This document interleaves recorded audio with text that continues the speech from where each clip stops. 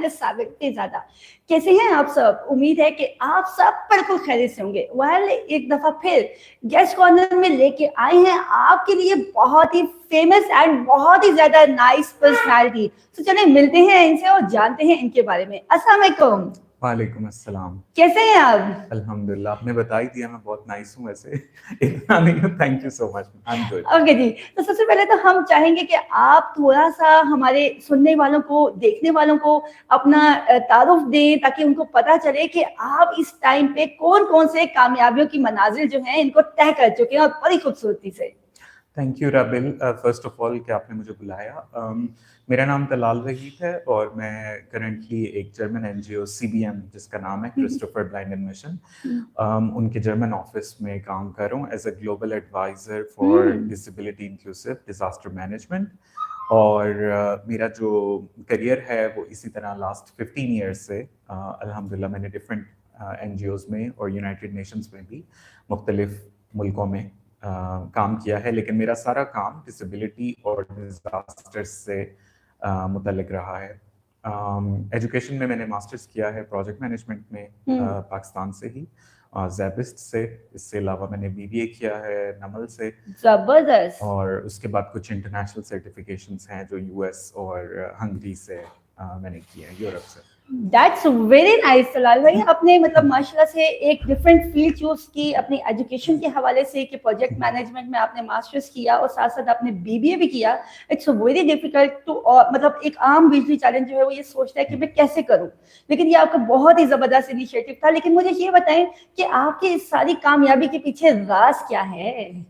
हाँ, ये इस राज का जो प्रिसाइज आंसर है वो अल्लाह के ही पास होगा मेरे ख्याल से। लेकिन मुझे लगता ये है कि मैंने चैलेंजेस को एक्सेप्ट किया, क्योंकि अभी आप मास्टर्स की बात कर रही थी और डिफरेंट फील्ड्स की बात कर रही थी, तो जब मैंने ये आउट ऑफ द वे जाके फील्ड्स चूज की, तो जो हमारे ट्रेडिशनल मेंटोर्स थे कम्युनिटी में पाकिस्तान में, उन्होंने मतलब इस चीज को बड़ा डिस्करेज किया था। बिल्कुल। और ये कहा था कि नहीं, ये बिल्कुल सक्सेसफुल नहीं होगा, आपको वही वो जो एक यूजुअल पाथ है वो पिक करना चाहिए और उसी पे जाना चाहिए।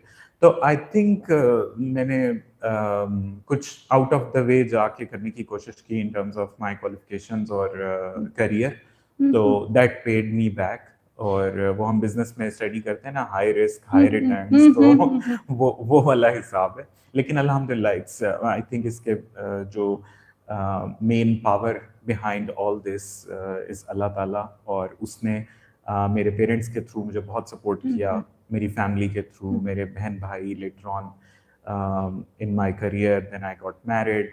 तो अच्छा, माशाल्लाह से। हाँ जी। गुड। तो जी जी, आप मुझे बताएंगे कितने बच्चे हैं आपके? मेरे 2 बच्चे हैं माशाल्लाह। अच्छा, दैट्स वेरी नाइस। चलिए, यहाँ पे एक सवाल हमें हमेशा ये कहा जाता है कि जी मतलब आप हमें थोड़ा सा ये बताएं कि मतलब क्या एक जाहिर सी बात है, एक प्रोफेशनल लाइफ के बाद एक आपकी पर्सनल लाइफ होती है जिसको हम हिट करते हैं। तो नॉर्मली लोगों का ये कॉन्सेप्ट होता है कि वीआई टू वीए शादी करनी चाहिए तो ज्यादा अच्छी गुजरती है, और कुछ लोग कहते हैं कि वीआई टू साइटेड करें तो ज्यादा चैलेंजेस फेस करने पड़ते हैं। तो वेल, ये out of the way question है, लेकिन हमने ये पहले भी अपने गेस्ट से पूछा था और हम आपसे भी राय जानना चाहेंगे। तो क्या आपकी भी वीआई टू वीआई है या वीआई टू साइटेड है? तो क्या वाकई कुछ चैलेंजेस हैं या ऐसा कुछ नहीं है? देखें, first of all to answer your question, मेरे ख्याल से there is no one size fit all solution to this, ठीक है। मेरे ख्याल से जो शादी है वो आपकी उससे होनी चाहिए जिससे आपकी अंडरस्टैंडिंग है और जिसके साथ आप लाइफ गुजार सकते हैं। तो हो सकता है मेरे लिए वो प्रायोरिटी कुछ और हो, आपके लिए कुछ और हो, तो VI non VI, I think that comes as a secondary thing. मेरी पर्सनल सोच ये है। वैसे मेरी अगर आप पूछ रही हैं तो मेरी वाइफ साइटेड है। अच्छा, माशाल्लाह। अच्छा तलाल भाई, मैं सवालों की जानिब तो चलती हूँ, लेकिन उससे पहले मैं आपसे एक सवाल पूछना चाहूंगी कि जैसे हमारे पास भी बहुत सारे स्टूडेंट्स ऐसे हैं जो ये कहते हैं कि हम बीबीए करना चाहते हैं, लेकिन हम कैसे करें, हम ए लेवल करना चाहते हैं, हम प्रोजेक्ट मैनेजमेंट में करना चाहते हैं, बट वी कांट डू।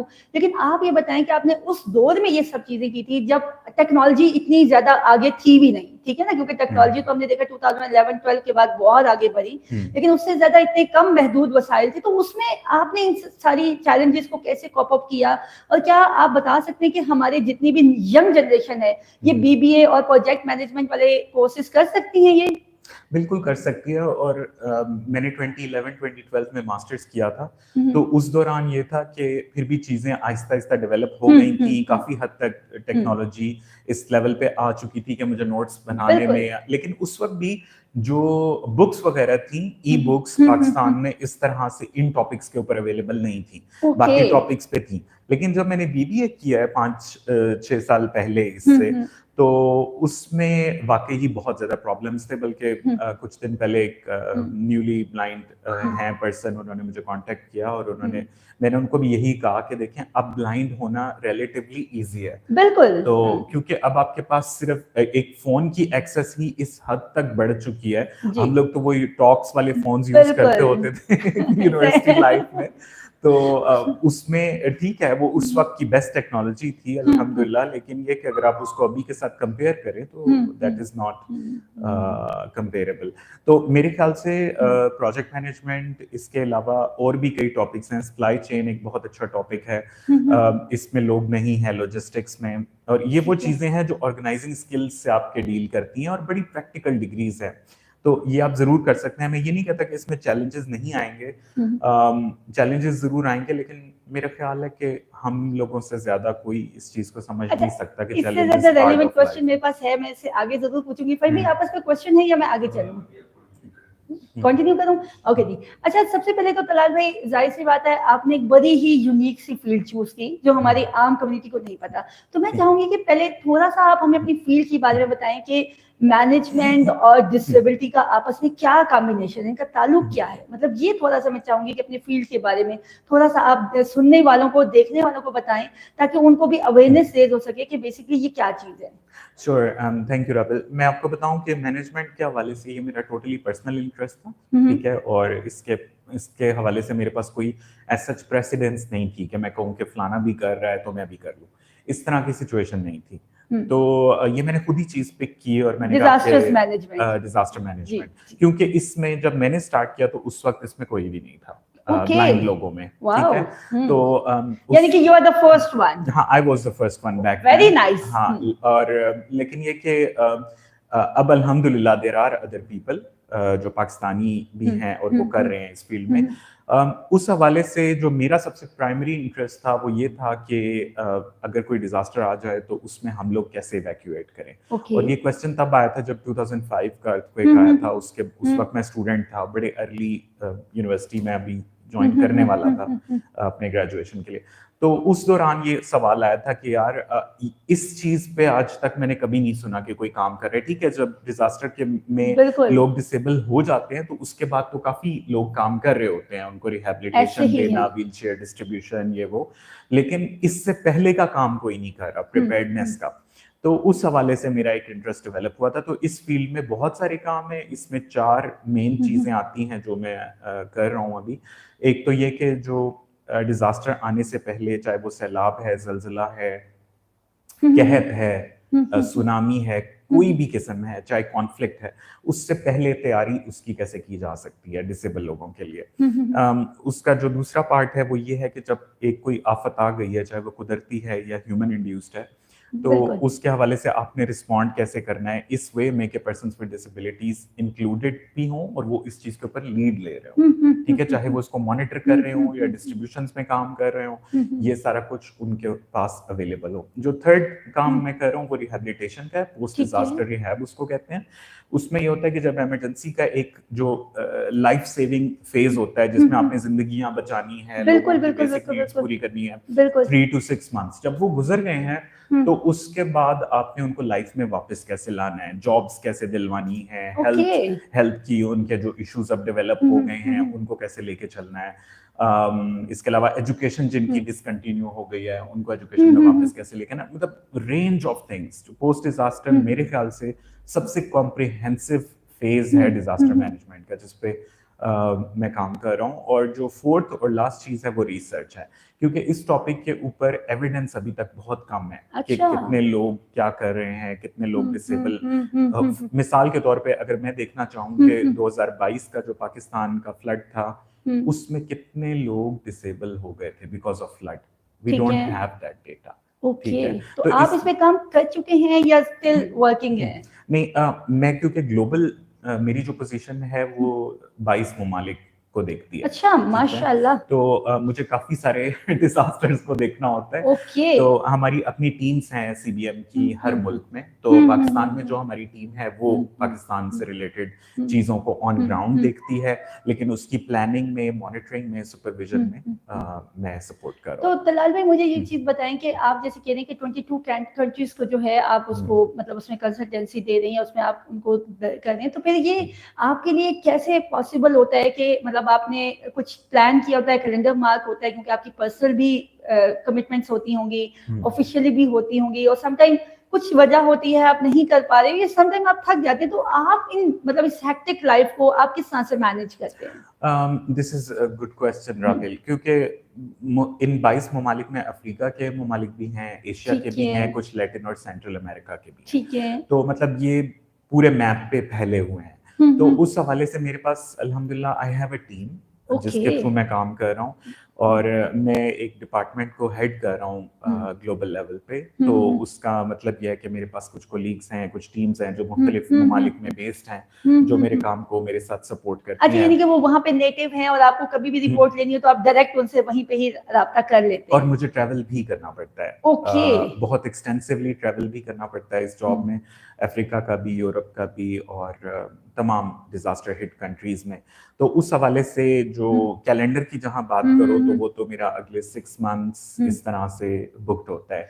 और क्योंकि डिजास्टर ऐसी चीज है जिसको आप फोरकास्ट नहीं कर सकते कि अगले महीने यहाँ डिजास्टर आएगा, अगले महीने। तो स्पेशली जो फोरकास्टेबल है वो कॉन्फ्लिक्ट और ये ड्राउट और जो हर साल चीज आनी है वो तो हम पता लगा सकते हैं, लेकिन अब जैसे कोई कॉन्फ्लिक्ट है या कहीं पे जलजला आ रहा है, कहीं पे सुनामी आ रहा है, लैंडस्लाइडिंग हो रही है, ठीक है, लार्ज स्केल एक्सीडेंट हो जाता है, फायर लग जाती है, इन चीजों को हम पहले से प्रिडिक्ट नहीं कर सकते। वेल मुझे बिल्कुल अच्छे से याद है कि जब लास्ट टाइम मैंने आपको कॉल की थी और मैंने कहा था कि तलाल भाई आ जाए, हम हाइकिंग कर रहे हैं, तो आपने कहा मैं ऑलरेडी आउट ऑफ कंट्री में रावल हाइकिंग कर रहा हूँ, तो मैं ऑलरेडी यहाँ पे। तो इस चीज का हमें अंदाजा है कि तलाल भाई बहुत ज्यादा बिजी होते हैं, और स्पेशली हमने इनसे पहले बहुत ज्यादा रिक्वेस्ट करके टाइम लिया, and it's a very nice person. मैंने जैसे स्टार्ट में कहा कि आपको कभी भी, जब भी हमने पीएफएबी ने इनको याद किया है तो इन्होंने हमेशा हमारे लिए अपना टाइम निकाला है। नहीं, पीएफएबी इज वन ऑफ माय मोहसिन्स। अल्लाह ताला साइमा अम्मार को जिंदगी उनके दर्जे बुलंद करे, और उनका जो एक रोल था हमारी लाइफ में, दैट इज इंस्ट्रूमेंटल। तो अच्छा तलाल भाई, मेरा यहाँ पे आपसे ये सवाल है पता कि जैसे नॉर्मली लोगों को ये लगता है कि जो शहर में बैठे हुए लोग हैं या डिफरेंट कंट्रीज में काम कर रहे हैं, तो उनकी स्कूलिंग जो है कि बड़े वो बिकन हाउस टाइप या कैम्ब्रिज टाइप स्कूलों में हुई है और वो किसी सरकारी स्कूलों में नहीं पढ़े हुए।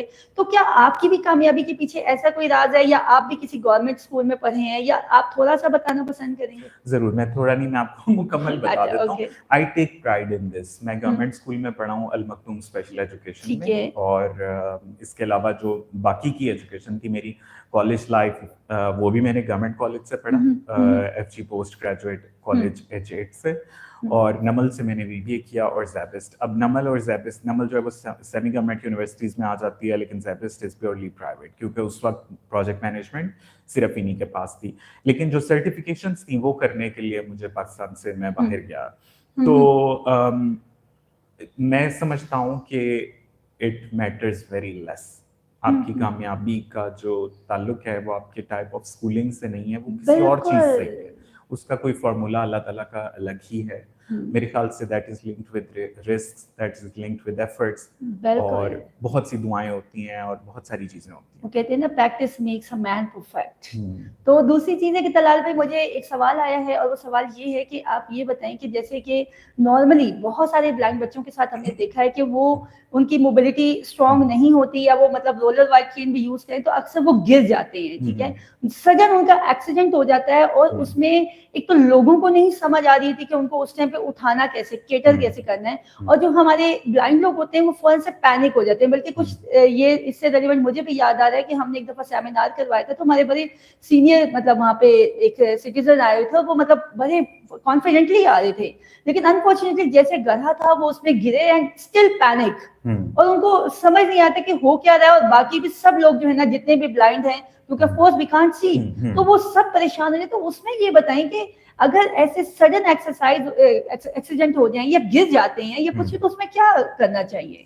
देखें, सबसे पहली चीज तो ये है कि पैनिक होना नॉर्मल है, ये एक ह्यूमन बिहेवियर है हम ठीक लोगों है। का। तो सबसे पहला जो रिएक्शन है जब अनप्लान्ड कोई भी चीज होती है, तो the first and foremost reaction is being panic, being stressed. तो आप इसको नॉर्मल लें, मतलब ठीक ये है। चीज होगी, किसी के साथ भी कुछ आउट ऑफ द वे होगा तो हम पैनिक करेंगे। लेकिन अब जहां पे डिफरेंस होना चाहिए वो ये है कि how we manage it, how we come out of it, और कितनी जल्दी हम उस चीज से वापस आके दोबारा बिल्कुल। खड़े हो जाते हैं। That's the most important point, and I think हम लोगों को उस पे फोकस करने की जरूरत है। तो उस हवाले से हमें ये देखना है कि देखें, जहाँ पे हमारे एक्सीडेंट हो रहा है, हमारी चोट लग रही है, उस हवाले से हमारे पास एक जो सिनेरियोज हैं हमारे जहन में होने चाहिए। जब हम घर से निकलें तो हमारे जहन में हर अच्छे और बुरे सिनेरियो का लाइकली सोल्यूशन हमारे जहन में होना चाहिए कि यार अगर खुदा ना खास्ता मुझे कोई प्रॉब्लम हो गया तो मैं किसको कॉल करूंगा या करूंगी, किससे बात करेंगे हम, किसको अप्रोच करेंगे। जो अगर हम किसी को रेस्क्यू कर रहे हैं तो उसकी जो टेक्निक्स हैं वो हर सिचुएशन के हिसाब से डिफरेंट होती हैं। मिसाल के तौर पे अगर किसी की बैकबोन इंजरी है तो आप उसको एकदम से इसी तरह नहीं, जैसे हम लोग यहाँ पे यूजुअली होता है कि एकदम से हम उठा लेते हैं, वो उनके लिए डैमेजिंग होता है, उनकी बैकबोन के लिए। उनको प्रॉपर टेक्निक्स के थ्रू, जो पैरामेडिक्स होते हैं उनके थ्रू ही रेस्क्यू करने की जरूरत होती है। इसी तरह मिसाल के तौर पे कुछ आजकल भी हो रहा है कुछ इलाकों में जो ज़ेरे आब आए होते हैं वहां पे भी लोग स्टक हो जाते हैं, उनको रेस्क्यू करने के लिए प्रॉपर टेक्निक्स होती हैं। और इसमें वो ग्रुप सबसे ज्यादा सफर करता है जो as a result of accident disable हो जाता है। अच्छा तलाल भाई, यहाँ पे मेरा एक सवाल ये है कि नॉर्मली हमसे भी बच्चे ये पूछते हैं और हम भी आपसे ये पूछना चाहेंगे कि अक्सर लोग पूछते हैं कि हमारे पास फर्स्ट एड हम एक तो कैसे दे सकते हैं, ठीक है, पहला क्वेश्चन ये था। दूसरा ये कि जब हम घर से निकल रहे हैं या हम ट्रैवल पे जा रहे हैं तो उसमें दो किस्म की सिचुएशन, बल्कि इससे रिलेवेंट सवाल भी आया हुआ है कि जैसे आजकल दही इलाकों में जैसे कि फ्लड आ गया, सैलाब आ गया, ठीक है, उसमें सडन कैसे बचाया जाए। और दूसरा इससे मिलता जुलता ये सवाल है कि जब हम घर से बाहर निकले तो हम किन चीजों का ख्याल रखें, जैसे सडन बारिश हो गई, आप भीग गए या आप गिर गए, आपको इंजरी आ गई, तो घर से निकलते वक्त हमें अपने ट्रैवलिंग बैग में अपने फर्स्ट एड हमें क्या क्या चीजें साथ होनी चाहिए जो मेरी फर्स्ट एड हो और हम फर्स्ट एड बॉक्स अपने साथ लेके चल सकें और हमें पता हो उसको कैसे इस्तेमाल करना है। बिल्कुल, देखिए जहां तक बात है फर्स्ट एड किसी को प्रोवाइड करने की, जो आपके क्वेश्चन का पहला पार्ट है, देखिए वो जो डिपेंड करता है कि आपकी डिसेबिलिटी किस लेवल की। अगर आपकी ब्लाइंडनेस टोटल ब्लाइंडनेस है तो शायद वो आपके लिए मुकम्मल तौर पे अपने आप को फर्स्ट एड देना तो मुमकिन होगा, लेकिन किसी और को फर्स्ट एड प्रोवाइड करना बेस्ड ऑन द इंजरी वो काफी हाई रिस्क एक्टिविटी होगी। तो उस हवाले से उसका जो बेस्ट सोल्यूशन हम लोग ट्रेनिंग्स में कहते हैं वो ये होता है कि आप प्रोवाइड तो नहीं कर सकते but you must have the tools you need. Okay, ठीक है, वो आपके पास जरूर होने चाहिए ताकि मिसाल के तौर पे अगर आपके ये इंजरीज रिलेटेड जो बैंडेजेस हैं वो आपके पास होनी चाहिए, मुख्तलिफ किस्म के जो गॉज हैं, कॉटन है, ये तमाम चीजें आपके पास होनी चाहिए छोटी छोटी। इसके अलावा जो बेसिक मेडिकेशन है, पेन रिलीवर्स हैं, मैं किसी मेडिकेशन का नाम नहीं लेना चाहता क्योंकि मैं मेडिकल एक्सपर्ट नहीं हूँ, दैट्स नॉट माय फील्ड, लेकिन क्योंकि जो फर्स्ट एड किट्स हैं उनमें बेसिक मेडिकेशंस और आपकी जो छोटे मोटे जख्म हैं उनसे रिकवरी के लिए जितनी भी चीजें हैं, यानी कि आप कह रहे हैं वो अल्कोहल स्वैप हो जाए, सनी ग्लास हो जाए, गरम पट्टी हो जाए, बिल्कुल, और कुछ बैंडेज हो जाए, ठीक है, और इस टाइप की चीजें जो बेसिक हैं वो आपकी पास आपकी किट में होनी चाहिए, स्पेशली जब आपको पता हो कि आप किसी ऐसे एरिया में जाने वाले हैं। तो देखिए जो चीज सिचुएशन को एकदम से बदल सकती है वो नॉलेज है, ठीक है। अगर आपको पहले से नॉलेज है, आपने वेदर को देखा हुआ है या आपके ज़हन में है, आपको बड़े भी बता रहे हैं, या आपके पास कोई ना कोई मालूमात मौजूद है कि यहाँ पे फ्लड आ सकता है, जैसे आजकल बारिशों का मौसम है, ठीक है, आजकल आ सकता है, तो उस हवाले से आपका जो रिस्पॉन्स होगा वो उतना ही इन्फॉर्म्ड होगा। लेकिन अगर आप बिल्कुल अनइन्फॉर्म्ड आ गए हैं और वो जिसे नागहानी आफत कहते हैं कि आप उसमें फंस गए हैं, तो फिर आपका एक नेचुरल रिएक्शन होगा। तो इसलिए मैंने कहा कि जब हम निकलें किसी भी ऐसी सिचुएशन के लिए तो हमारे पास लाइकली सिनेरियोज होने चाहिए। अच्छा, ये आप जैसे कि डिजास्टर्स वगैरह पे काम करते हैं, तो मतलब नॉर्मली जब पंजाब साइड पे दरिया फ्लो करके ऊपर आ गया, ठीक है, कहीं पे कुछ हो गया, तो नॉर्मली इतना हो जाता है कि लोग जा नहीं सकते और डूबने का बड़ा डर होता है। तो क्या डिजास्टर सूरत में आप इनको कुछ इस तरह की लाइफ जैकेट्स, या नॉर्मली तो मैंने देखा है कि वो लोग साइकिल की जो पाइप होते हैं उनमें हवा भर के उसको यूज कर रहे होते हैं कि डूब ना जाएं, या इस तरह का ये जो देसी तरीके मैंने कई दफा देखे हैं। तो क्या आप लोग डिजास्टर में भी ऐसा कुछ रेफर करेंगे कि अल्लाह ना करे, क्योंकि कोई पता नहीं ना कि आप एक नॉर्मली, मैंने ब्लाइंड बच्चे को बहुत दफा देखा है कि वो उसने एक अगर किसी खतरनाक जगह से गुजर भी रहा है, एक उसका गलत स्टेप गया तो हो सकता है या तो वो पानी में गिर जाए, ठीक है, या तो हो सकता है वो नीचे की तरफ गिर जाता है, ठीक है, और उस टाइम पे हर बंदा जो है ना वो पैनिक हो जाता है, ठीक है, मतलब जाहिर मुझे पता चला मैं नीचे गिर रही हूँ तो मेरा एक दिमाग एकदम हो जाएगा। तो क्या आप लोग भी ऐसा कुछ रेफर करते हैं, क्योंकि आप ग्लोबली इस चीज पे काम करते हैं, तो आप लोग भी कोई ऐसा कहते हैं कि भी लाइफ जैकेट होनी चाहिए या टायर होने चाहिए, क्योंकि देसी तरीके से तो यहाँ पाइप यूज होते हैं ना, हवा वाले, तो इस पे आप क्या कहना चाहेंगे? ओके, इस सवाल के 2-3 फेजेस हैं, ठीक है। बिल्कुल। फर्स्ट ऑफ ऑल ये कि अर्ली वार्निंग सिस्टम एक चीज होती है। Yes. जब भी सैलाब आने वाला हो तो जो सरकारी इदारे होते हैं जो रिस्पॉन्सिबल होते हैं, जैसे हमारे पास डिस्ट्रिक्ट लेवल पे डिजास्टर मैनेजमेंट अथॉरिटीज हैं और वो नेशनल पे भी है, नेशनल डिजास्टर मैनेजमेंट अथॉरिटी, ठीक है। तो इनका काम होता है वाटर लेवल्स को मॉनिटर करना। उसमें डिफरेंट किस्म की मार्किंग होती है, रेड, येलो, ग्रीन, ठीक है। तो जब ग्रीन मार्किंग पे आ जाता है पानी तो एक अलर्ट जारी किया जाता है कि जी जो सैलाब आने का खतरा है, ठीक है, लेकिन प्रोबेबिलिटी है अभी लो स्केल प्रोबेबिलिटी है कि पानी थोड़ा बहुत चढ़ा हुआ है, ठीक है। उसके अलावा जब येलो पे आ जाता है तो एक high medium level alert raise किया जाता है कि जी अब जो है वो there is a increased risk कि आपके पास सैलाब आएगा। जब रेड पे आ जाता है तो फॉरेन इवैक्यूएशन अनाउंस हो जाती है कि अब आपने अपने अपने घरों को खाली करना है, ठीक है। अब डिपेंड ये करता है कि हम कितना इफेक्टिवली इस अर्ली वार्निंग सिस्टम को मॉनिटर कर रहे हैं और कितना फ्रीक्वेंटली वो इंफॉर्मेशन ब्लाइंड लोगों तक पहुंच रही है। यहाँ पे गैप है, that is the main thing, ठीक है, this is the main thing. और कितनी वो एक्सेसिबल है। मिसाल के तौर पे मैंने कई ममालिक में देखा है जहाँ पे आपके जो अर्ली वार्निंग अलर्ट्स हैं वो SMS की सूरत में आपके फोन्स पे आ रही होती है। अब NDMA की भी जो अलर्ट्स हैं वो फोन पे कभी ना कभी आपको रिसीव हो रही होती हैं, लेकिन वो एरिया बेस्ड नहीं होती, वो जनरल होती है। तो मुख्तलिफ ममालिक में आपको very specific to your area आपको अलर्ट आ जाती है। और वो उन्होंने इस चीज के ऊपर काफी काम किया। उसमें कई यूरोपियन ममालिक भी हैं, अमेरिका के भी कुछ स्टेट्स हैं, पाकिस्तान भी है, और अनफॉर्चुनेटली हम वहाँ नहीं हैं, हम वहाँ नहीं तो हमें वहाँ होने की जरूरत है।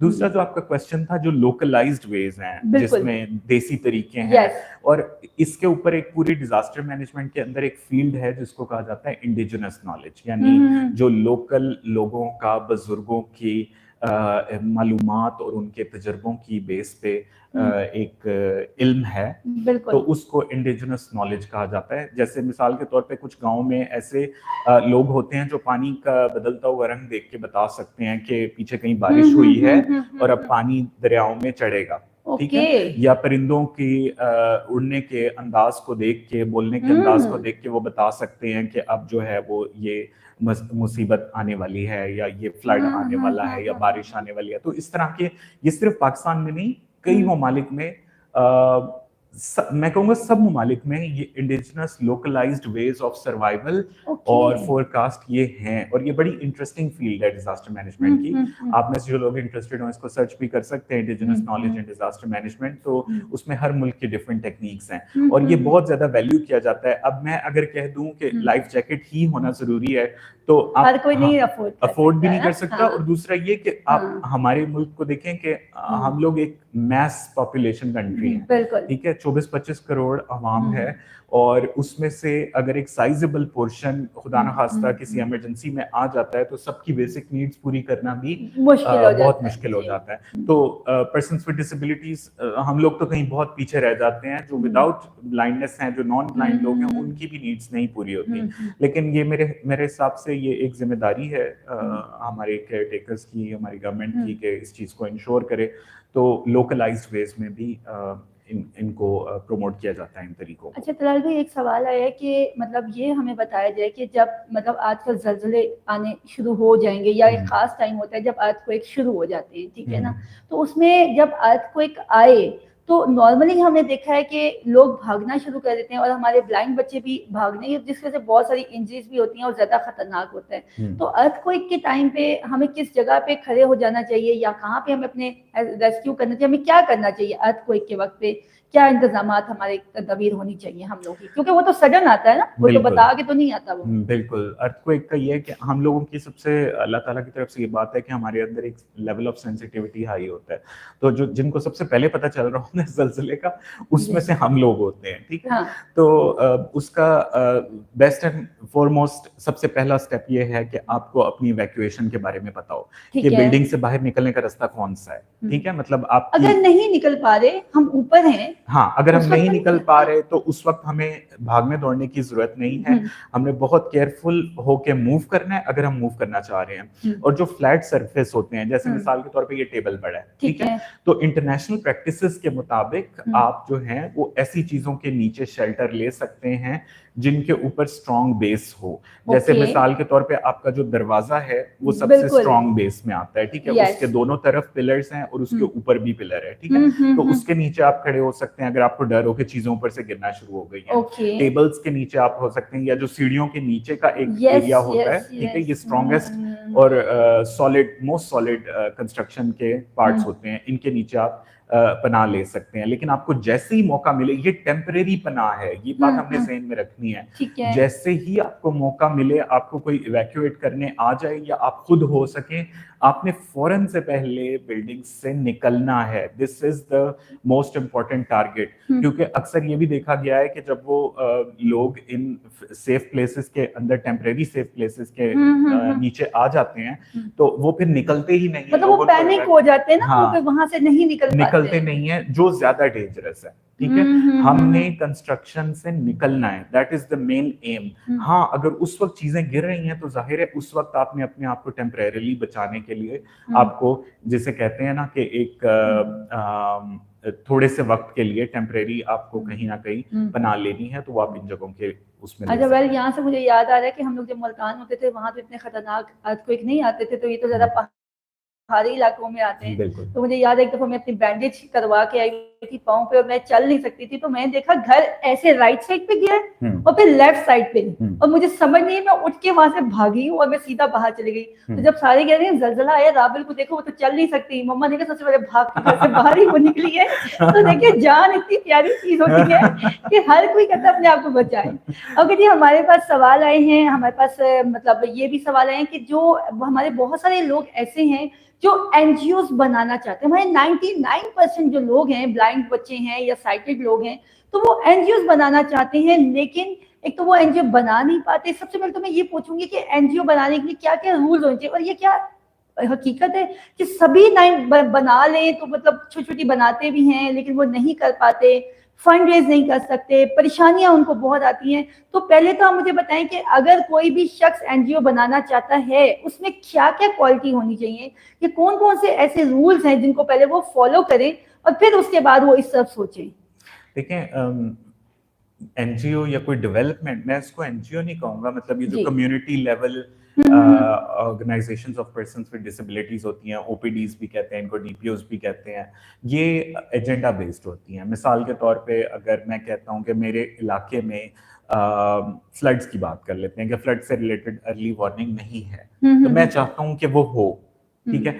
तो उस चीज़ को लेके मैं मतलब एक ग्रुप बना सकता हूँ, एक ऑर्गेनाइजेशन बना सकता हूँ, और उस हवाले से जो ज़ाहिर है एक यहाँ पे एनजीओ बनाने की और वो सारा चीज़ें तो चेंज होती रहती हैं, that is not my topic, I am not expert of it. लेकिन ये कि ओवरऑल उनकी जो सस्टेनेबिलिटी और फंड रेजिंग की बात है वो डिपेंड करती है कि आप किस तरीके से अपने आप को प्रेजेंट करते हैं। प्रोग्राम डेवलपमेंट एक टॉपिक होता है प्रोजेक्ट मैनेजमेंट में, जिसमें हम प्रपोजल्स बनाते हैं, मुख्तलिफ डोनर्स को अप्रोच करते हैं, जिसमें लोकल डोनर्स भी आ जाते हैं जो इन चीज़ों के सेंसिटिव है। मिसाल के तौर पे अभी इसी सैलाब वाली हम मिसाल लेते हैं, तो हमें मालूम होना चाहिए कि सैलाब से मुतल्लिक कौन से इदारे हैं। मिसाल के तौर पे NDMA है या कोई और इदारा है जो मैं सिर्फ मिसाल दे रहा हूँ, आई डोंट नो कि वो कर रहे हैं या नहीं, तो वो फंड कर सकते हैं या नहीं, तो उन चीज़ों को, उन लोगों को अप्रोच करने की ज़रूरत होती है। फिर आप अपने आप को प्रेजेंट कैसे करते हैं, आप लिख के प्रपोजल्स बना के इंफॉर्मेशन कैसे देते हैं, उस पर काफ़ी कुछ मैटर करता है। अच्छा तलाल भाई, हमारे पास जो बच्चे हैं या जितने भी ब्लाइंड अफराद होते हैं, ये जितने भी हैं, मैं पाकिस्तान की ही बात करूंगी कि ज़्यादातर लोग कहते हैं कि जी हम डिसेबल लोगों के लिए एनजीओ बना रहे हैं, और ज़्यादातर उन्होंने मेन 2-3 मेजर टॉपिक पकड़े होते हैं कि हम ब्रेल पढ़ा देंगे, हम कुरान पढ़ा देंगे, हम ट्रेनिंग करवा देंगे, ठीक है, और मतलब हम ड्रामा बना देंगे, ये कर देंगे। तो वो कुछ लड़के बच्चे बच्चियां मिलके बना तो लेते हैं, लेकिन मैं ये पूछना चाह रही हूँ, बल्कि मैं ये चाह रही हूँ कि यहाँ पे जितने भी लोग सुन रहे हैं, आप सबसे पहले हमें ये बताएं कि अगर भी कोई आप कोई ऑर्गेनाइजेशन या कोई एनजीओ या कोई टीम कुछ भी बनाते हैं, तो उसके लिए आपको किन किन असूलों को, किन किन रूल्स को फॉलो करना पड़ता है, और अगर आपके उनमें से कोई भी रूल फॉलो नहीं हो रहे, तो ये भी उनको बिल्कुल क्लियर कट बताएं कि फिर आप ऑर्गेनाइजेशन या कोई कंपनी चलाना इजिएस्ट नहीं है। यानी कि हम ये देखते हैं कि एक मैट्रिक का बच्चा वो चेयरमैन बन गया है, एफए का बच्चा वीसी बन गया है, और वो फिर बड़ी दूसरी ऑर्गेनाइजेशन को कह रहे हैं कि जी हम इधर काम कर रहे हैं, आप हमारे लिए कुछ करें। तो ये मैं चाहूंगी, ये थोड़ा सा प्लीज हमारे ब्लाइंड जितने भी स्टूडेंट्स हैं, यंग जनरेशन है, या हमारे को जो ऐसे लोग हैं जो दही इलाकों में रहते हैं, जिनके पास बिल्कुल वसाइल नहीं है, ठीक है, तो उनको किन किन चीजों पे फोकस करना चाहिए ताकि वो एक अच्छी ऑर्गेनाइजेशन बना सके और वो डेड ऑर्गेनाइजेशन ना हो, वो बंद ना हो जाए। सही। देखिए, जो ये जिन ऑर्गेनाइजेशंस की आप बात कर रही हैं, इनको हम एनजीओज नहीं कहते, ये rural level, community level groups हैं, ठीक है, जिसको हम मुख्तलिफ नामों से डेवलपमेंट सेक्टर में हम इनको civil society, sorry, community based organisations भी कहते हैं, सीबीओज जिसको, डीपीओज भी कहते हैं, डिसेबल पीपल ऑर्गेनाइजेशंस। तो इनका मेनली जो अगर आप इनकी सक्सेस स्टोरीज देखें, तो ये एक स्मॉल लेवल ग्रुप्स हैं, जिसमें आपने कहा कॉलेज के स्टूडेंट्स भी होते हैं, और समटाइम्स ऐसे भी होता है कि आप बिल्कुल एजुकेशन के बगैर भी, मैं देख रहा हूँ, अब जैसे हम लोग यहाँ पे मुजफ्फरगढ़ में काम कर रहे हैं फ्लड्स पे, तो वहाँ पे कुछ इदारे ऐसे हैं जहाँ पे उनकी तालीम नहीं है, उसके बावजूद वो छोटे छोटे एजेंडास को लेके अपने काफी कामयाब हैं। पिछले कम से कम 6-7 सालों से वो फ्लड रिलीफ पे काम कर रहे हैं। वो छोटी छोटी एक्टिविटीज, मिसाल के तौर पे किसी को सिलाई मशीन की जरूरत है, वो प्रोवाइड कर रहे हैं, किसी को व्हीलचेयर की जरूरत है, वो प्रोवाइड कर रहे हैं, और उनका लोकल गवर्नमेंट के साथ इतना अच्छा ताल्लुक है कि वो रिकग्नाइज्ड है वहाँ पे। तो मेरे ख्याल से सबसे इम्पोर्टेंट जो चीज़ है वो ये है कि आप लोकल गवर्नमेंट जो आपकी, आप जहाँ पे भी हैं, उसके साथ आपका एक रिलेशनशिप, पॉजिटिव रिलेशनशिप होना चाहिए, क्योंकि मेनली जो कस्टोडियन है डेवलपमेंट के, वो तो गवर्नमेंट है। तो हम लोग जो भी एज अ वॉलंटियर वर्क, इसको मैं कहूँगा कि जो भी हम कर सकते हैं डेवलपमेंट की, वो एक एड ऑन है, एक एडिशन है। तो उस हवाले से अगर देखा जाए तो हमारे पास सबसे पहले लोकल लिंकेजेस होने चाहिए, कम्युनिटी में एक स्ट्रॉन्ग फुटिंग होनी चाहिए, कम्युनिटी में जिसमें हम रह रहे हैं, चाहे वो गांव है, शहर है, उसको पता हो उनमें सबको कि भाई ये एक छोटा सा इदारा है या ग्रुप है जो ये काम कर रहा है, ताकि ज्यादा से ज्यादा, जब तक ज्यादा से ज्यादा लोग आप तक नहीं पहुंचेंगे, तब तक आपका काम हाईलाइट नहीं होगा। आपका काम जब आपका काम हाईलाइट नहीं होगा तो आपकी फंड रेजिंग नहीं होगी, और फंड रेजिंग नहीं होगी तो आप ज्यादा अरसा सर्वाइव नहीं कर सकेंगे। तो this is the chain of. बिल्कुल इसी तरह का सवाल मुझे आया है बाग से। तो उन्होंने ये कहा कि बाग एक ऐसा इलाका है, कश्मीर का सबसे लास्ट पॉइंट है, तो जहाँ पे वो अपने मदद आपके तहत पीएफएबी ने भी कुछ ट्रेनिंग उनको करवाई, और वो भी लोगों को अवेयर करने की कोशिश कर रहे हैं कि उनके पास लोग आए, ठीक है, हालांकि वो फ्री ऑफ कॉस्ट काम कर रहे हैं, वॉलंटरी बेस पे कर रहे हैं, लेकिन फिर भी अनफॉर्चुनेटली होता ये है कि लोग अपने घर से बाहर निकलने को तैयार नहीं है, ये लोग ट्रस्ट नहीं कर रहे। तो वो कह रहे हैं कि ट्रस्ट कैसे बिल्ड करवाया जा सकता है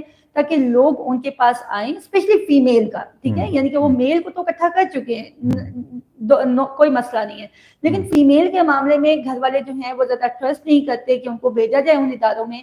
और ऐसा भी हो रहा है कि अवेयरनेस रेस के लिए हमें बहुत सारी बच्चियों ने, एक लाहौर की बच्ची है, उसने हमें ये कहा है कि वो एक ब्रेल का, डिजिटल ब्रेल पे काम करना चाहती हैं, उनका कुछ ग्रुप है, लेकिन अनफॉर्चुनेटली कि उनको लाहौर में कोई जगह नहीं मिल पा रही, उनको फंड रेज नहीं हो पा रहा, और सबसे बड़ी बात है कि उनको फ्यूल नहीं मिल पा रहा, और वो उनको नहीं समझ आ रही कि वो अपने इस काम को कैसे आगे लेके चलें। तो ये दो इकट्ठे हैं। जी जी। वालेकुम अस्सलाम। जी। Thank you for joining us Irfan, बहुत और शुक्रिया। कुछ है फ़हीम भाई, चलें? ये आंसर कर लें। जी। ओके, जो ये इशू है, मैं सबसे पहले आपके सेकंड पार्ट जी। ऑफ योर क्वेश्चन उसको एड्रेस करूंगा हम्म, कि चैलेंजेस हैं, हम्म, ठीक है। देखें, चैलेंजेस हर चीज में होंगे। अगर आपको पैसे भी मिल जाएं, फ्यूल भी मिल जाए, सब कुछ मिल जाए, फिर हमारा रोल तो सिर्फ इम्प्लीमेंटेशन पे रह जाएगा। बिल्कुल। तो असल बात है रिसोर्सेज को अरेंज करना, और मेन स्ट्रगल वही है, वहीं पे आपकी एफर्ट लगती है। और ऐसा नहीं है कि नहीं मिलते, ये कोशिश की बात है। कई एनजीओज बहुत, मैं आपको पाकिस्तान की ही स्टोरी सुना रहा हूँ, जी। पंजाब, केपी, सिंध और एजेके, इवन एजेके, मैंने खुद ट्रैवल करके देखा है कि लोकल लेवल की एनजीओज के पास रिसोर्स बेस है। शुरू के वक्त में जब उनको कोई जानता नहीं था तो उस वक्त मसाइल थे, लेकिन अब वो बहुत कुछ उनमें से ऐसे हैं जो बहुत बड़े बड़े इदारों में फॉर्म हो चुके हैं। Now first part of your question about trust issues, और मेरा ख्याल ये है ट्रस्ट से ज्यादा मोटिवेशन, ठीक है। मैं अगर पेरेंट हूँ, मुझे क्या फैसिनेशन है, वो क्या चीज है जो मुझे एक कन्विंस करेगी कि मैं अपने बच्चे को या अपनी बच्ची को भेजूं आपके इदारे में। तो एग्जैक्टली यहाँ पे इट्स साउथ एशियन कल्चर में, जहाँ पे फैमिली सिस्टम अल्हम्दुलिल्लाह इज वेरी स्ट्रॉन्ग, तो डेवलपमेंट जो जर्नी है वो कॉम्प्रिहेंसिव होना चाहिए। अगर मैं कह देता हूँ कि मैं सिर्फ ब्लाइंड लोगों पे काम करूंगा, मैं कह सकता हूँ, लेकिन ऐसा मुमकिन नहीं है। मुझे उसकी फैमिली के साथ भी काम करना पड़ेगा, उनको मैं कन्विंस करूंगा, मैं टीचर्स को कन्विंस करूंगा, मैं आके राबिल से बात करूंगा, फहीम भाई से बात करूंगा, अली भाई से बात करूंगा, मैं कहूंगा जी इस तरह का मैं काम कर रहा हूँ, आपके पास भी लोग हों तो आप मेरे पास भेजें, ठीक है। मैं इनके साथ जो लीडर्स हैं फील्ड के, उनके साथ भी अच्छी रेपो बिल्डिंग करूंगा, ठीक है। और जो फैमिलीज हैं ब्लाइंड लोगों की, जिनको मैं लाना चाह रहा हूँ अपने एरिया के, मैं सबसे पहले उनके क्लोजेस्ट फोकल पॉइंट को टच करूंगा। मिसाल के तौर पर बच्चों के केस में जो डिसीजन मेकिंग है वो मदर्स के पास है या फादर्स के पास, ठीक है। तो पेरेंट्स को मैं जाके अप्रोच करूंगा, मैं कहूंगा कि जी इस तरह हम लोग करवा रहे हैं, और आपके जो है हमें पता है कि आपकी बेटी भी ज्वाइन करना चाहती है और आपका बेटा ज्वाइन करना चाहता है, तो ये उसके फायदे होंगे, उससे ये होगा। और यूजुअली यहाँ से अगर चीजें ठीक हो जाएं तो लोग आराम से आ भी जाते हैं, आने जाने के जो इश्यूज हैं वो भी सॉर्ट हो जाते हैं, ठीक है। और एक जो और चीज है जो हमारे पार्ट पे है एज ब्लाइंड पर्सन्स, हमें बहुत ज्यादा कंफर्ट चाहिए होती है हर चीज में। हम चाहते हैं कि कोई ट्रांसपोर्टेशन भी कवर करे, कोई खानी चीज भी कवर करे, ठीक है। हमें कोई हाथ पकड़ के ले भी जाए वहां तक और फिर छोड़ के भी जाए। देखिए, लाइफ हमारी है, लर्निंग हमारी है, और अचीवमेंट हमारी है। तो जब क्रेडिट हमने पूरा लेना है तो हमें थोड़ी एफर्ट भी करनी चाहिए। तो इसलिए थोड़ा रिस्क टेकिंग हमें आने की जरूरत है, हमें अपने कंफर्ट जोन से निकलने की जरूरत है, ताकि हम इन चीज़ों को अप्रोच कर सकें और एक्सपेक्टेशन लो रखें कि हम सब कुछ हमें मिल जाए बना बनाया। तो life is not that simple.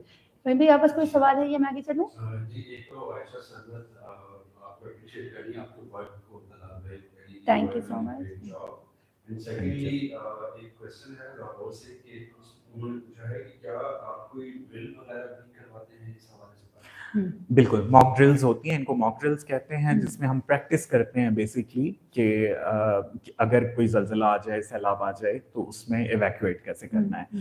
इसमें डिफरेंट किस्म की ड्रिल्स होती हैं। एक इवैक्यूएशन की होती है कि निकलना कैसे है ऐसे इलाकों से, ऐसी जगहों से इस सूरत हाल में। दूसरा ये होता है कि अगर आप रेस्क्यूअर हैं और आपने लोगों को रेस्क्यू करना है, उसकी अलग ड्रिल्स हम लोग करवाते हैं, ठीक है। लेकिन वो प्रोजेक्ट बेस्ड होती हैं। मिसाल के तौर पर अभी हमारा एक प्रोजेक्ट एक कोयटा में है, तो अगर मैं कोयटा में कोई एक्टिविटी कर रहा हूँ तो वहाँ पे मैं मॉक ड्रिल्स करवा सकता हूँ। इसके अलावा स्कूल्स में मुख्तलिफ ममालिक में हम लोग ये करते हैं, लेकिन वो काफ़ी जिम्मेदारी का काम है, क्योंकि हम ये भी नहीं चाहते कि बच्चों में एक पैनिक क्रिएट हो, अननेसेसरी टेंशन हो। तो इसलिए हम लोग इसको बड़ा केयरफुली गेम्स की सूरत में प्लान करते हैं, और उस तरह छोटे बच्चों को विद एंड विदाउट डिसेबिलिटीज वो भी प्रैक्टिस करवाते हैं। Mock drills is one of my favourite topics, और सबसे इफेक्टिव है। जिन मुल्कों के बाशिंदों में हाई लेवल ऑफ प्रिपेयर्डनेस है डिजास्टर से मुतल्लिक, आप ऑस्ट्रेलिया देख लें, न्यूजीलैंड देख लें, जापान देख लें, ठीक है।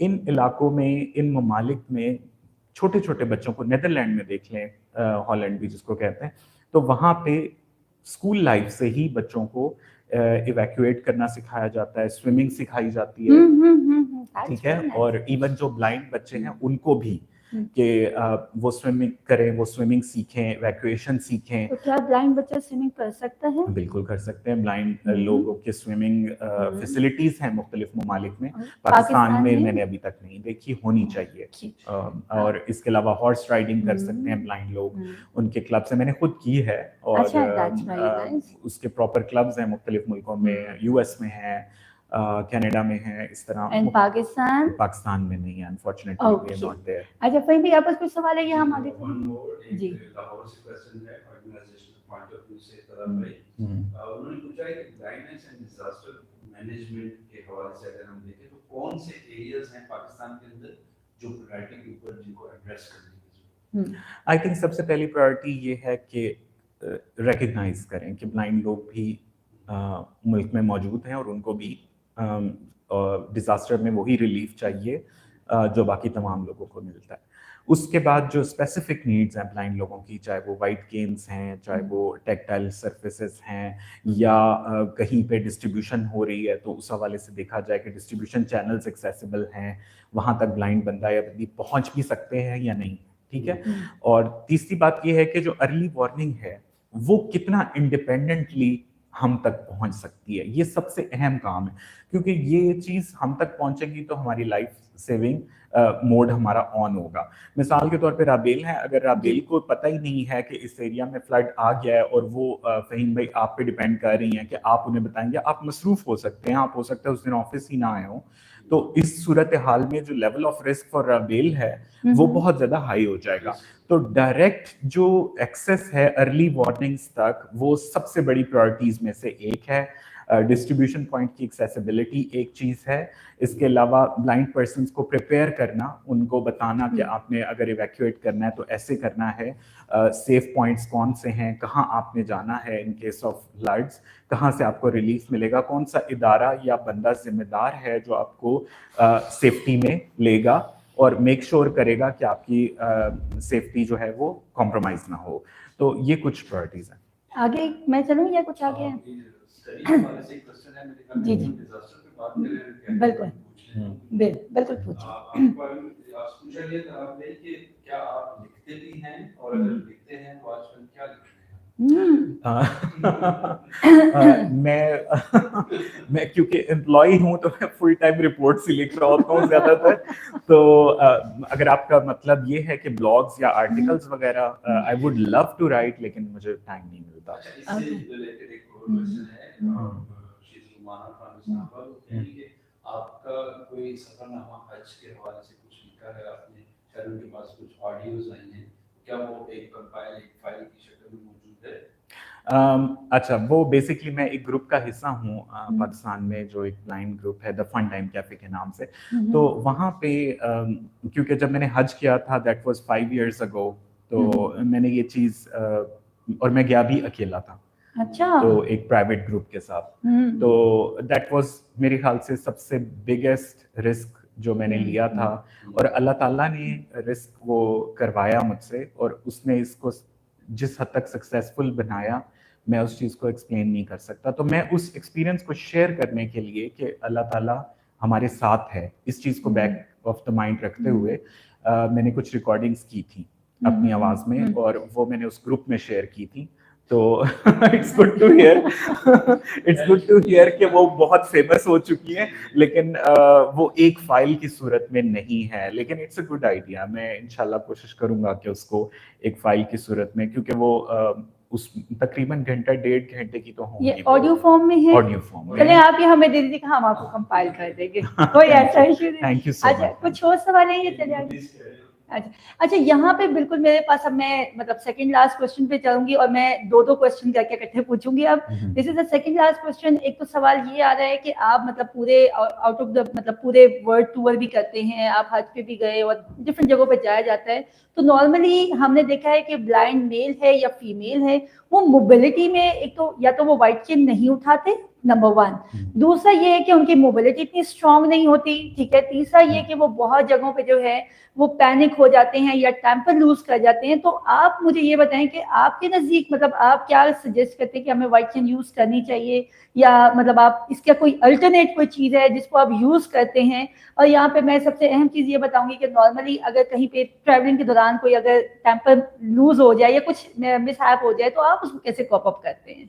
सही, देखिए ट्रैवलिंग के दौरान अगर मैं अकेला ट्रैवल कर रहा हूँ तो वो मेरे लिए सबसे लिबरेटिंग होता है, ठीक है। This is one of those feelings के जो आप एक्सप्लेन नहीं कर सकते, जब आपको पता हो कि आप कंप्लीटली आप अपने हवाले ऊपर डिपेंडेड हैं, ठीक है। तो ये बहुत लिबरेटिंग फीलिंग होती है, बहुत अच्छी फीलिंग होती है, और यही चीज कॉन्फिडेंस लाती है। मैंने जब इंटरनेशनल ट्रैवल स्टार्ट किया था, मेरा फर्स्ट ट्रैवल कोरिया का था बैक इन 2011, तो that was my first ever travel, और मैं बिल्कुल अकेला गया था, और उसमें मेरे इतने क्वेश्चंस थे, मेरी फैमिली के, हम लोग बड़े कंसर्न भी थे कि कैसे होगा, क्या होगा, लेकिन एक थ्रिल था, एक एक्साइटमेंट थी।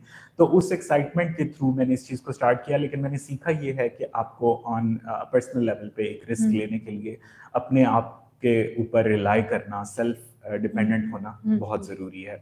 अब डिपेंड करता है, हो सकता है कि आप विदाउट व्हाइट केन ज्यादा कंफर्टेबल फील करते हो, लेकिन मेरा ये ख्याल है, आई बिलीव कि व्हाइट केन आपका सिंबल है, आइडेंटिटी है, हमारी आइडेंटिटी है, और उसमें हमें उसके साथ ही ट्रैवल करना चाहिए। तो मेरे साथ इवन ऑफिशियल लेवल पे हम लोगों को अकेले मूव करना अलाउ नहीं है, लेकिन अगर मेरे साथ असिस्टेंट भी हो तो मेरे पास व्हाइट केन मेरे पास हर वक्त मौजूद होती है, क्योंकि मैंने उसको एक वो पीस ऑफ माइंड आपका किसी चीज से हो जाता है कि आपको अकेले कहीं मूव करना पड़े, तो वो उस हवाले से मेरे पास है। पहले मैं I was an active user of white cane, और उसके साथ ही मैं मूव करता था, लेकिन अब आप कह सकते हैं कि मैं जरा स्पॉइल हूँ। तो इसका अल्टरनेट कुछ यूज करते हैं, कुछ ब्लूटूथ या नेविगेशन या कुछ ऐसा यूज करते हैं? नेविगेशन तो है, देखिए एक ब्लाइंड स्क्वायर एक ऐप है, वो बहुत अच्छी है। ये प्लीज आप इनको बताएं, और ये भी बताएं कि व्हाइट केन यूज भी कर रहे हो तो इस नेविगेशन को यूज करें तो कैसे यूज करें, ये बताएं आप। देखिए जब आप व्हाइट केन यूज कर रहे होते हैं तो सबसे बड़ा जो चैलेंज है वो ये है कि आपने जो सराउंडिंग्स हैं उनसे भी इन टच रहना है और ऐप को भी फॉलो करना है। This becomes challenge for most of us, ठीक है, हम लोगों के लिए। तो मैंने जब कभी मुझे इस तरह से यूज करना पड़े तो मैं सिंगल हैंड्स फ्री यूज करता हूँ, एक कान में, ताकि मैं दूसरे कान से ये देख सकूं, सुन सकूं कि मैं कहाँ पे हूँ, और साथ साथ व्हाइट केन यूज कर सकूं। लेकिन to tell you the truth, मुझे कुछ अर्सा हो गया है कि अब मैंने व्हाइट केन यूज करना बहुत कम कर दिया। तो नेविगेशन कौन सी यूज कर रहे हैं और क्या मतलब उसका फायदा है, ये प्लीज थोड़ा सा बता दो, कैसे वो आपको हेल्प करती है?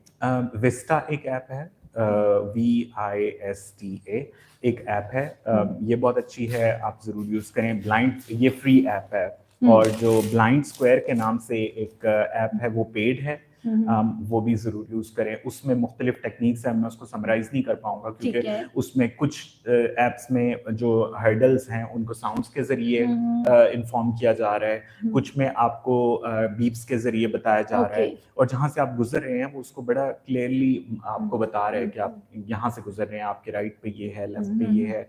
इसके अलावा ऑब्जेक्ट आइडेंटिफिकेशन की बहुत सारी एप्स आ चुकी हैं जो मैं यूज कर रहा हूँ। सीइंग AI के नाम से एक ऐप है जो आपको मुख्तलिफ मोड्स में, उसके 16 मोड्स हैं, तो कलर से, करेंसी से, सिंबल से, हर्डल से, मतलब बहुत कुछ है उसमें, तो उसको समराइज करना मुश्किल होगा, लेकिन ये कुछ एप्स हैं जो मैं रेगुलरली। अच्छा तलाल भाई, आपसे लास्ट क्वेश्चन है, इसको भी मैं 2 क्वेश्चन पे मर्ज करूंगी।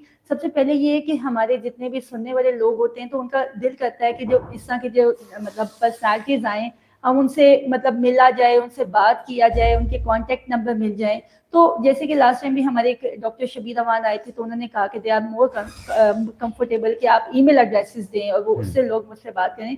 तो मैं यहाँ पे 2 सवाल के, क्या लोग आपसे कैसे कांटेक्ट कर सकते हैं, उसका क्या वे है कि वो आपसे एडवाइस ले सकें, और मतलब लाइफ को कैसे मजीद बेहतर लेके जाना है। और लास्ट में मेरा ये क्वेश्चन है कि आप हमारे विजुअली चैलेंज जितने भी स्टूडेंट्स हैं, वो जो मतलब जिन्होंने आगे सब्जेक्ट रखने हैं अपने करियर चूज करने में, उनको कौन कौन से सब्जेक्ट रखने चाहिए जो वाकई प्रैक्टिकल भी हो और उनको वो इंटरनेशनल लेवल पे भी वो उनको फायदा दें और नेशनल लेवल पे फायदा दें, यानी कि एक अच्छी इनकम जनरेट कर सकें। तो ये मेरे 2 क्वेश्चन है, ये लास्ट के हैं, तो मैं ये चाहूंगी कि आप भी बताएं। श्योर, मुझे ईमेल पे आप अप्रोच कर सकते हैं। मेरा ईमेल एड्रेस है talalwaheed@gmail.com। बहुत सिंपल है, Talal TALAL WAHEED Waheed @gmail.com। मैं डिस्क्रिप्शन बॉक्स में लिख भी दूंगी जी। Thank you Rabil. तो इसके थ्रू आप मुझे अप्रोच कर सकते हैं। इसके अलावा जो जहाँ तक फील्ड और सब्जेक्ट्स की बात है, सबसे इम्पोर्टेंट पॉइंट ये है कि आप खुद किस चीज़ में कंफर्टेबल हैं। तो जब मैंने अपनी फील्ड चूज करनी थी, अगर उस वक्त मैं ये देखता कि उस वक्त क्या चल रहा है और मुझे क्या लेना चाहिए, तो उसमें मेरा लेवल ऑफ एक्सपोजर और जर्नी बहुत डिफरेंट होता आज। लेकिन मैंने वो पिक किया जो मेरा दिल चाहा, जो मुझे लगा कि जिसमें मैं मोटिवेटेड रहूँगा, जिसमें मुझे सुबह उठते हुए एक जहन में होगा कि आज बड़ा एक्साइटिंग डे है क्योंकि मैं अपनी पसंद की चीज़ पढ़ने जा रहा हूँ। ठीक है, तो वो चीज़ होनी चाहिए। और जो भी आप स्किल लेंगे, किसी भी सब्जेक्ट में आप जाएंगे, इसका कोई भी जवाब ऐसा नहीं है कि मैं आपको कह दूं कि फील्ड इंट्रोड्यूस, जैसे आपने बीबीए बताया, प्रोजेक्ट मैनेजमेंट, देखिए कुछ लोगों को ना थोड़ा सा करियर काउंसलिंग के लिए कुछ बता दें कि आप ये चूज कर सकते हैं ब्लाइंड लोग। देखिए, अगर मैं इसको लिंक कर रहा हूँ कि पूरी दुनिया में किन किन स्किल्स की जरूरत होती है, आप देखें टीचर्स की भी जरूरत होती है, ठीक है, प्रोजेक्ट मैनेजर्स की भी जरूरत होती है, डिजास्टर मैनेजर्स की भी जरूरत होती है, डेवलपमेंट सेक्टर्स की, एनजीओ वर्कर्स की भी जरूरत होती है, गवर्नमेंट वर्कर्स की भी।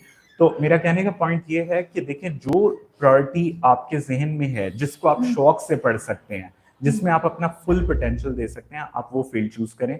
आपको उससे रिलेटेड जॉब्स मिलेंगी। अगर आपको अपना काम आता है तो उससे रिलेटेड आपको जॉब्स मिलेंगी, चाहे वो साइबर सिक्योरिटी है, चाहे वो डिजिटल कंटेंट मैनेजमेंट है, चाहे वो आईटी है, कंप्यूटर साइंस है, प्रोजेक्ट मैनेजमेंट है, लॉजिस्टिक्स है, सप्लाई चेन है, एनीथिंग। ठीक है, तो पब्लिक एडमिनिस्ट्रेशन है और कॉन्फ्लिक्ट एंड पीस मैनेजमेंट आजकल एक नई फील्ड आ रही है। लेकिन देखें, आप ये ना देखें कि नई डिग्रीज ही चूज की जाएं, क्योंकि नई डिग्रीज उस वक्त के लिए इंटरेस्टिंग तो लगती हैं, लेकिन जरूरी नहीं होता कि उससे रिलेटेड जॉब्स भी मार्केट में फौरन आ जाएं। ठीक है, तो उसमें हमें कुछ ना कुछ अर्सा वेट करना पड़ता है। तो इसलिए आप सोच समझ के चूज करें, लेकिन अपना इंटरेस्ट सबसे पहले देखें कि आप क्या पढ़ना चाहते हैं। कुछ और है फहमी आपके पास?